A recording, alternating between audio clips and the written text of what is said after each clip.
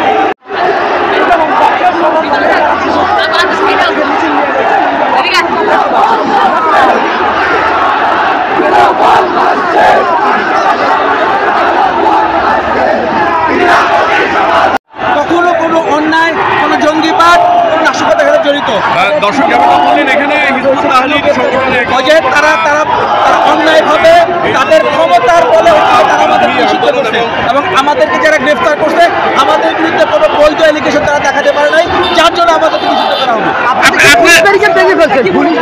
আমরা police barricade যাচ্ছে, এটা সামনে যাচ্ছে, পুলিশ ছেড়ে দিচ্ছে। কি বার্তা দিতে চান আজকের এই?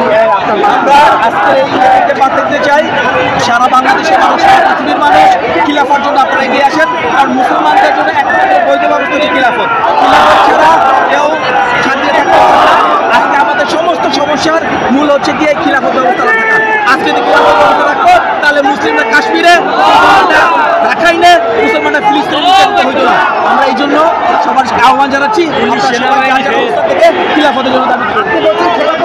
মুসলমানদের বৈধ রাস্তায় আসার অবস্থান, এদিকে অন্যান্য ইসলামী সংগঠন তারাও বলছে একই অবস্থা। জি জি অবশ্যই। এখন ব্যাপার হচ্ছে যে আপনার জন্য হচ্ছে যে খিলাফার অধীনে থাকা হচ্ছে ফরজ।